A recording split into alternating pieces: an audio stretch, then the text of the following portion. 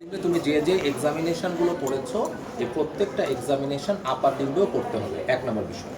2 নম্বর বিষয় হচ্ছে যে আপার লিম্বে এর মাসুল অ্যাক্টিভিটি অনেক বেশি, কারণ এই যে হাতে যে ইন্ট্রিনজিক মাসুলের যে ফাংশন, এই ফাংশনগুলো ট্রাস্টমি এত ব্যাপক এবং এতগুলো যে it needs a separate discussion.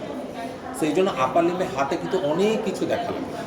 ওকে, তাহলে আমি একটা জিনিস হচ্ছে কি, আপার লিম্বে যখন আমি দেখব মাসল পাওয়ার, ইন্ডিভিজুয়াল মাসল পাওয়ার, তাহলে হাতের ক্ষেত্রে এগুলোতে তেমন কিছু নাই। এগুলোতে যে এরকম এরকম এরকম এরকম এরকম, হ্যাঁ, তাহলে অ্যাটলিস্ট আমি এইটা এইটা এইটা এইটা এই 4টা পাওয়ার দেখবো। এটা এই যে দুটাই লোয়ার লিম্বের মধ্যে, কিন্তু এই যে এটার অনেকগুলো পাওয়ার আছে, অনেকগুলো ইন্ডিভিজুয়াল মাসল পাওয়ার আছে। সো আমি এটা একটা খুব এলাবোরেটিভ ডিসকাশন। সো এলাবোরেটিভ ডিসকাশনটা আমরা অন্য একদিন করবো, এটা আমি আজকে দেখাবো না। এবং এটার জন্য সবার উপস্থিতিও জরুরি, কারণ এই জিনিসটা তোমরা মেজরিটি পারে না। আচ্ছা, তারপর বাকিটা যেমন ধরো বাল্ক, টোন, পাওয়ারের তো এতগুলো পার্ট আছে, রিফ্লেক্স, সেন্সরি, এগুলো লোয়ার লিম্বের মতো। লোয়ার লিম্বের যেভাবে দেখেছিলাম একইভাবে আপার লিম্বের। এটার বাইরে আরও কিছু এক্সামিনেশন আছে আপার, যে লোয়ার লিম্বে কোনো ছিল না।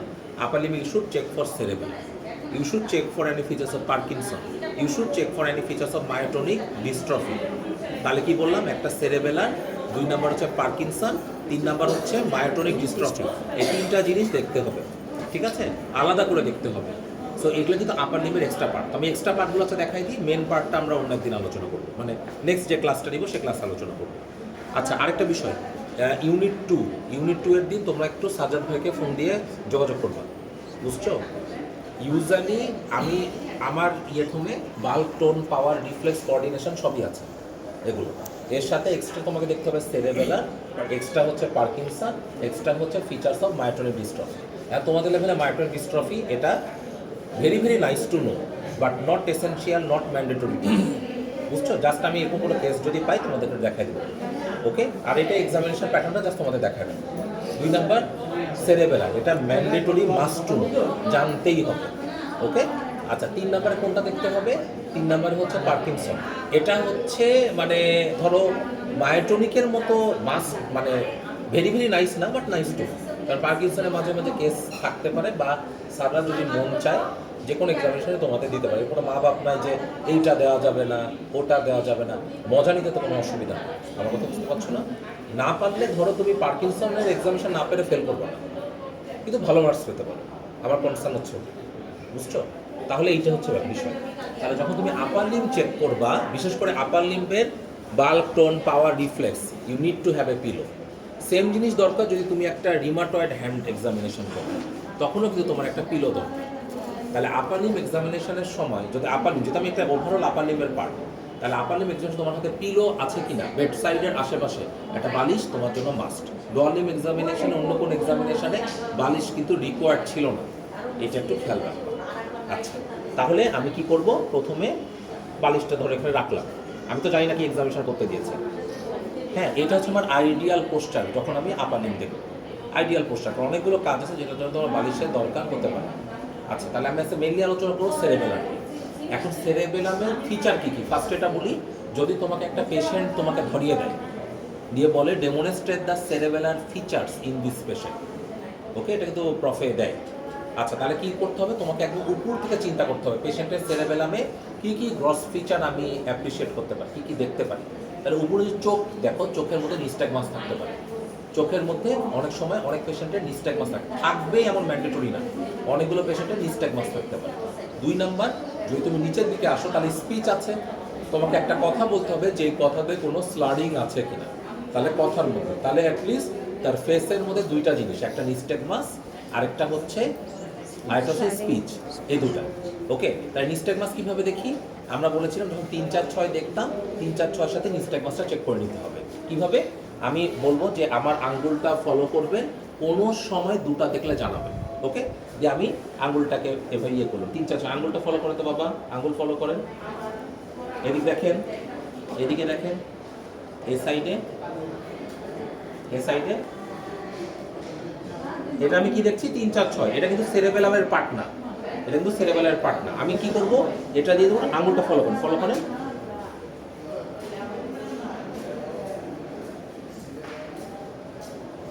নর্মাল মানুষের ক্ষেত্রে এই যে certain jerky movement in the I, এটাকে বলে নিস্টেগমাস। নিস্টেগমাস অনেক সময় 2-3 বার হতে পারে।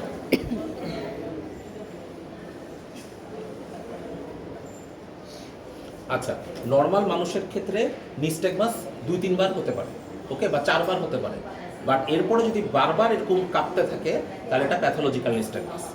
সেরেবেলামের ক্ষেত্রে যে নিস্টেগমাসটা হয় এটা হরাইজন্টাল নিস্টেগমাস, ওকে, মানে এটা হরাইজন্টাল, এই প্লেনে কাঁপতে থাকে। এবং একটা প্রত্যেকটা নিস্টেগমাসে একটা পাস পয়েন্টিং থাকে। ধরো এটা যদি চোখ হয়, চোখ দেখবা এরকম করে নড়ছে, তাহলে এই নিস্টেগমাসের পাস পয়েন্টিং কোথায়? পাস পয়েন্টিং তাড়াতাড়ি কোন দিকে পয়েন্ট করছে, ডানে না বামে? এইদিকে, তাই না? এইদিকে। তাহলে একটা কথা মনে রাখবে, একটা নিস্টেগমাস চোখ হরাইজন্টালি কাঁপছে, ফার্স্ট পয়েন্টিং আছে ওইদিকে, মানে তাড়াতাড়ি ওইদিকে যাচ্ছে, ফার্স্ট ফেজ বলে এটাকে, ঠিক আছে? ফার্স্ট ফেজ আছে এইদিকে, তার মানে কি এই দিকে রুগীর সেরেবেলামে কোনো প্রবলেম হতে পারে, সিম্পল হিসাব। তাহলে কি বললাম, একটা নিস্টেগমাস পাচ্ছ, ফার্স্ট পয়েন্টিং বা ফার্স্ট ফেজ এস একটা সাইডে, এটা এদিকেও হতে পারে। যেদিকে থাকবে চিন্তা করবা, সেরেবেলা যদি এক্সামিনেশন করো ওই সাইডে কোনো সেরেবেলামে প্রবলেম আছে কিনা, কোথায়? সেরেবেলার হেমিস্ফিয়ার, এটা মাথায় রাখার চেষ্টা করবে। আচ্ছা, 1 2 নাম্বার বিষয় হচ্ছে, ধরো তুমি এটা সেরেবেলার দেখলা, সেরেবেলা দেখার পরে কি করবা, মানে এই ইয়েটা দেখার পর আর কি করবা? নেক্সট পেশেন্টের স্পিচ দেখতে হবে। এই জন্য রুগীকে তুমি একটা বড় সিলেবল আছে এমন একটা ইয়ে বলবে, যেমন Wednesday, A lot of syllable, Wednesday, তাই না? আবার ধরো কি যে ইয়ে থাকতে পারে তোমার হচ্ছে বৃহস্পতিবার বলতে পারো, এখানে তুমি দুটা কম্পোনেন্ট স্পিচের মধ্যে পাবে, একটা স্লারিং কম্পোনেন্ট আর অনেক সময় স্ক্যানিং কম্পোনেন্ট পেতে পারে। স্পিচটা ভেঙে ভেঙে সে বলার চেষ্টা করবে, আর্টিকুলেশনটা অ্যাপ্রোপ্রিয়েট হবে না। সে তাহলে কীভাবে বলবে? কীভাবে বলবে? এটা হচ্ছে স্লারিং, কারণ আমরা বৃহস্পতিবার এভাবে বলার কথা, কিন্তু I have develop some slurring speech or scanning speech associated with cerebellar lesion, এটা মাথায় রাখতে হবে, ঠিক আছে? তাহলে তোমার স্পিচের মধ্যে সেরেবেলার কম্পোনেন্ট। এবার চলে এসে আপার লিম্ব। আমার আপার লিম্ব দেখাবো, খালি আমি নামগুলো বলি। আপার লিম্বের মধ্যে সেরেবেলার কম্পোনেন্ট হচ্ছে 3টা। একটা হচ্ছে ডিসডায়াডোকাইনেসিয়া, 2 নাম্বার হচ্ছে পাস পয়েন্টিং, 3 নাম্বার হচ্ছে ইনটেনশন, পাস পয়েন্টিংয়ের সাথে ইনটেনশন ট্রেমর, আরেকটা হচ্ছে rebound phenomenon, okay, rebound phenomenon. তাহলে আমি কি বললাম? একটা হচ্ছে ডিসডায়াডোকাইনেসিয়া, 2 নাম্বার হচ্ছে past pointing, intention tremor, rebound phenomenon. Upper লিম্বে এই কয়টা জিনিস তোমাকে দেখতে হবে।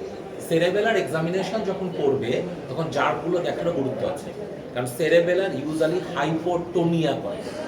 হাইপোটোনিয়া যদি কোনো একটা মানুষের ক্ষেত্রে করে তার জার কেমন হবে? ডিমিনিশড হতে পারে। তো এই জন্য I need to check the jar socks.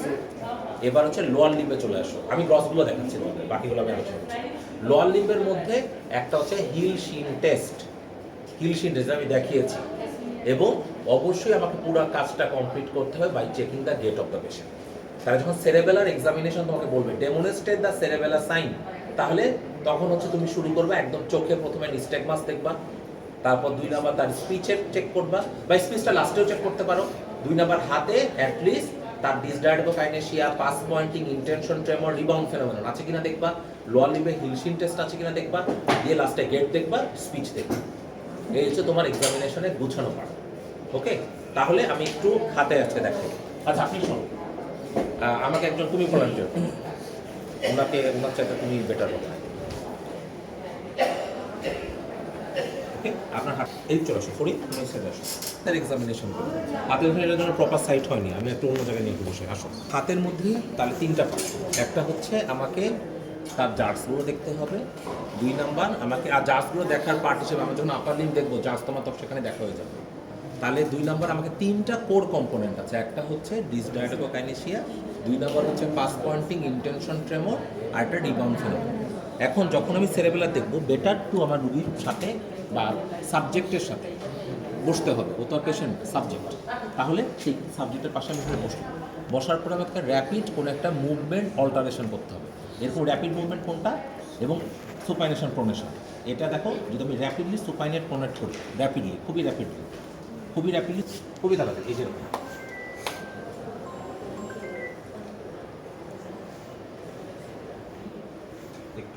তাহলে এটা ধরো, এটা র্যাপিডলি করা আরো তাড়াতাড়ি, এবার এটা পুনরাবৃত্তি, হ্যাঁ এরকম করো। তাহলে আমাকে বলতে হবে কি, কোনো একটা দিকে প্রথমে আপনি দুই হাতটা এভাবে রাখেন, খুবই দ্রুত গতিতে এরকম করেন, ঠিক আছে? দিয়ে পেশেন্টকে ডেমনস্ট্রেট করার মাধ্যমে করো। আমি বলবো খুবই তাড়াতাড়ি, প্রথমে আস্তে করে, ও তো যেহেতু বুঝছে ওই জন্য তাড়াতাড়ি করছে। প্রথমে পেশেন্টকে বলতে হবে আপনি এভাবে এরকম করেন, এরকম করা শুরু করলো, দিয়ে আপনাকে বলতে হবে খুবই তাড়াতাড়ি করতে হবে, হ্যাঁ খুবই তাড়াতাড়ি। তাহলে খুবই তাড়াতাড়ি যখনই করতে বলবা, খুবই তাড়াতাড়ি যখন করতে বলবা, তখন কী অসুবিধা হবে? পেশেন্ট যদি এই জায়গায় সেরেবেলামে কোনো প্রবলেম থাকে, এই কাজটা সে র্যাপিডলি করতে পারবে না, মানে এইভাবে খুবই র্যাপিডলি তখন এসে এটা মেনটেন করতে পারবে না। তাহলে could be there sided some degree of dysdiadochokinesia abnormal, যে সাইডে সেরেবেলামের প্রবলেম আছে সেই সাইডে কাজটা করতে পারবে না। ওকে, তারপর আমি অপোজিট বলবো যে অন্য হাতে একই কাজ করেন। এবার অন্য হাতে একই কাজ করবে, এটা স্থির থাকবে, অন্য হাত দিয়ে একই কাজ করবে, ঠিক আছে? যেদিকে সেরেবেলামের সমস্যা সেই দিকে এই র্যাপিড অল্টারেশনটা হবে না। এদিকে সেরেবেল প্রবলেম হলে এইটা পারবে না, এদিকে প্রবলেম হলে এটা পারবে না। ওকে, আচ্ছা এটা হলো একটা। দুই নম্বর কী করতে হবে, যেটা খুবই গুরুত্বপূর্ণ, সেটা হচ্ছে পেশেন্টের কোনো রকম ইয়ে আছে কিনা। আমি যখন সেরেবেলামে মুভমেন্ট করব তখন আমি এইটা একটা কাজ আছে, এটা হচ্ছে এটা এক ধরনের ফিঙ্গার নোজ টেস্ট। আমি আঙ্গুলটা একদম দেখো মানে একদম stress towards the most extent possible, যতখানি এক্সটেন্টে আঙ্গুলটা নেওয়া যায় ততক্ষণ এক্সটেন্টে হাতটা নিব, দিয়ে এভাবে রাখবো, এভাবে রাখবো, দিয়ে আমি র্যাপিড অল্টারেশন করবো। এটা একটা মুভমেন্ট আছে, এটা কমনলি করা হয় না, বাট এটা একটা মুভমেন্ট আছে। যদি এই কাজটা করি, একটা পেশেন্ট যার সেরেবেলামে লেশন আছে, ধরো এই সাইডে সেরেবেলামের প্রবলেম আছে, সে করবে কি, এটা কি লাগাতে পারবে, কিন্তু এইটা আসবে না, এই জায়গায় আসবে না, এই পয়েন্টে, এই নাকের এই টিপে আসতে পারবে না। এটা খুবই খেয়াল করবো। আচ্ছা, এটা করতে পারে। দুই নাম্বার, অ্যাপ্রোচের সময় সাম ডিগ্রি অফ ট্রেমর, যখন আমি এটা লাগাবো, অ্যাপ্রোচ করবো, টাচ করবো, তখন কী হবে, there is some degree of tremor. এটাকে বলে ইনটেনশন ট্রেমর। যখন কোনো অবজেক্টে আমি অ্যাপ্রোচ করতে চাই, অ্যাপ্রোচের সময় যদি ট্রেমর থাকে, এটা বলা হয় ইনটেনশন ট্রেমর। এইটা একটা মুভমেন্ট। তবে এই মুভমেন্টটা চাইতে বেশি জনপ্রিয় সবগুলো বই যেটা দেওয়া আছে, এটাও কিন্তু বই দেওয়া আছে, যেটা আমি দেখালাম। সবচেয়ে যেটা জনপ্রিয় সেটা হচ্ছে ফিঙ্গার নোজ টেস্ট। এটা এইভাবে করে, প্রথমে আমি বলবো যে আঙ্গুলটা এরকম করেন, আউট দেখা, আমি যে রোগী ভাষা বলার সময় এক আঙ্গুল দিয়ে দেখা, দিয়ে এটা নাকে লাগাতে হবে। এটা প্রপারলি ডেমনস্ট্রেট করতে হবে। নাকে লাগালে বেশি নাকের মধ্যে হাত ঢুকে যায়, তখন তোমার টেস্টটা হয়ে যাবে, বরবাদ হয়ে যাবে, বুঝছো?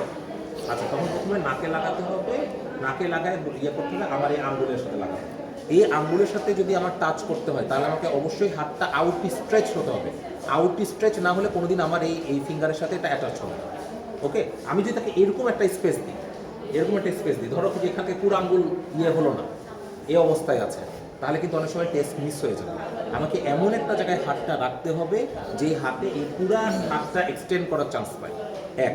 দুই নাম্বার, আমার হাতটা ফিক্স রাখা যাবে না, একটা টাইম পরে হাতটা মোবাইল থাকতে হবে, ওর প্রত্যেকটা অ্যাপ্রোচ যাতে চেঞ্জ হয়। তখন দেখবা দুটো ইস্যু থাকবে, একটা পাস পয়েন্ট করবে, আর দুই নাম্বার অ্যাপ্রোচিং টাইমে there will be intention tremor, যার মাধ্যমে আমরা ডায়াগনোসিসটা করতে পারবো। ওকে, তাহলে যে আঙুল রাখি, হ্যাঁ আমি ওকে বলবো, মানে পেশেন্টকে বলবো, সাবজেক্টকে বলবো, আপনি প্রথমে নাকের এই জায়গায় লাগাবেন, দেখাই দিও, বলে দেওয়ার দরকার নেই, নাকের উপরের অংশের কিচ্ছু বলা দরকার নেই, আপনি নাকের এই জায়গায় লাগাবেন, তারপর আমার এক্স্যাক্টলি এই জায়গাটাতেই লাগাতে হবে, এই জায়গাটাতেই স্পর্শ করতে হবে। ওকে, এইটা তাকে একটু অনুভূতি, মানে এটা বুঝাই দিতে হবে, এই জায়গাটাই স্পর্শ করতে হবে, এইটা তাকে বলে দিতে হবে, ঠিক আছে? এবার প্রথমে আপনি নাকের এই জায়গায় স্পর্শ করেন, দিয়ে আমার হাতের আঙ্গুলের এই জায়গায় স্পর্শ করেন, ঠিক আছে? হ্যাঁ, ও আসে, হ্যাঁ না,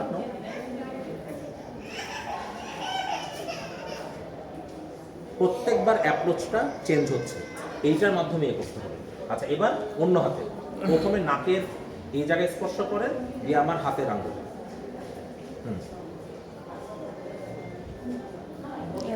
যাদের ক্ষেত্রে ওর আছে, এটা অনেক সময় এমনিও থাকতে পারে, যাদের ইন্টেনশন ট্রেমর থাকবে, ওর ক্ষেত্রে এই ট্রেমরটা ওর আরও বেশি এক্সাজারেট হবে, সাম ডিগ্রি অফ এরকম, যখনই এ করবে তখন একটু ট্রেমর থাকবে, এক। দুই নম্বর হচ্ছে এটা পাস পয়েন্ট করবে, রেগুলার বেসিসে পাস পয়েন্ট করবে, যেই দিকে সেরেবেলামের সমস্যা। তাহলে আমরা কি দেখালাম, প্রথমে আমরা দেখালাম হচ্ছে ডিসডায়ারেগোকাইনেসিয়া, দুই নম্বরে আমরা দেখলাম finger nose test. Finger nose টেস্টে কোন কোন দুটো জিনিস দেখি, একটা পাস পয়েন্টিং দেখি, আর একটা ইন্টেনশন ট্রেমর দেখি। এরপর আমরা কি চেক করবো, রিবাউন্ড ফেনোমেনন যখন চেক করবা, এটার জন্য পেশেন্টের কিন্তু ব্যালেন্সের প্রবলেম হতে পারে, এই জন্য অলওয়েজ এই জন্য পিছনে একজনকে রাখতে হবে যাদের সেরেবেলামের প্রবলেম আছে। নর্মাল ইন্ডিভিজুয়ালের কোনো সমস্যা নাই, কারণ যখন তুমি রিবাউন্ড ফেনোমেনন এক্সিকিউট করো, পেশেন্ট পড়ে যেতে পারে, ঠিক আছে? তাহলে কি করতে হবে, দুই হাতটা এরকম রাখো, এবারে বলতে না, তুমি দাঁড়াও, তুমি বসো, দুই হাত এরকম করেন, আমি হাতের চাপ দিব, আপনি আমাকে বাধা দিবেন, ঠিক আছে? এখানে পয়েন্ট অফ ভিউ আমি যে চাপ দিচ্ছি ও কিন্তু এখানে ফোর্স ক্রিয়েট করছে। আমি যখন হঠাৎ করে চাপটা আমাকে ছেড়ে দিতে হবে, তখন কী হবে?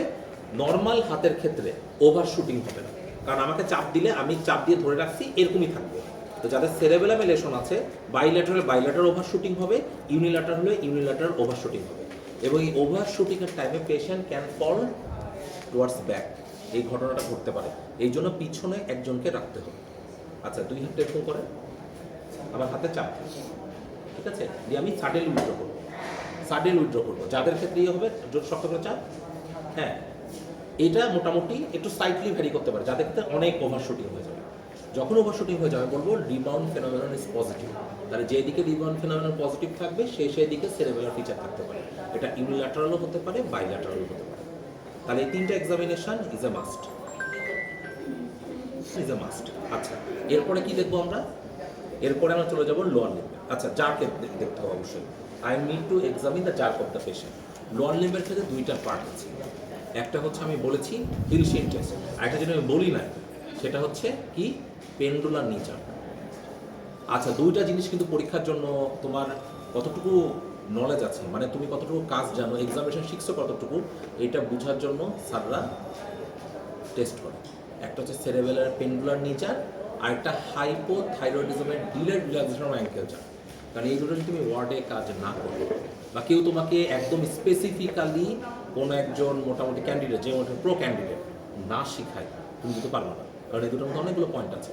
হাইপোথাইরয়েডিজমের ডিলেড রিলেশন অ্যাঙ্কেল জার্ক তোমার কিন্তু এই অবস্থায় পাবা না। তোমার এই জন্য দেখতে হবে রুগী একদম তোমার বিছানায় উঠতে হবে, বিছানায় উঠে 2 পাটা এভাবে রাখতে হবে, রেখে এরকম করে দাঁড়াতে হবে, এইভাবে তখন তুমি ব্যাকে ডিলেড রিল্যাক্সেশন আছে কিনা দেখতে লাগছে, এভাবে দেখবা। সো এটা তো অনেক ঝামেলা, এটা তো নর্মালি দেখা যায় না, মানে নর্মালি তো বোঝা যায় না। সো এই জন্য এটার একটু অ্যাবনর্মালিটিটা জানতে হবে, সেটা আরেকদিন ক্লাসে আলোচনা করবো। তবে পেন্ডুলার নি জার্কটা কীভাবে দেখবে, এই জন্য তোমাকে বিছানায় বেড সাইডে বসতে হবে। তবে পেন্ডুলার নি জার্কের আগে কিন্তু এই সবগুলো চেক করতে হবে। অনলি পেন্ডুলার নি জার্ক দেখলে হবে না, এটা তেমন কোনো স্পেসিফিক ফাইন্ডিংস না। একটা মিনিট, নি জার্কের জন্য আমাকে প্রথম ইউনিট আমি আরেকদিন দেখাবো, এই অবস্থাটা দেখাতে যাচ্ছি না। এই এটাকে এক্সপোজ করতে হবে, পা একদম ঝুলন্ত অবস্থায় থাকবে। ঝুলন্ত অবস্থায় মানে বেড সাইড থেকে ঝুলন্ত অবস্থায়, আমি এই অবস্থায় প্রপারলি বুঝতে পারবো না। I need to put my leg like this, যেখানে মুভ করতে পারে। তারপর আমি নি জয়েন্টটাকে প্যালপেট করব, প্যালপেট করে জাস্ট এভাবে আমি স্ট্রাইক করব হ্যামার দিয়ে। হ্যাঁ, দেখি একটু দাও।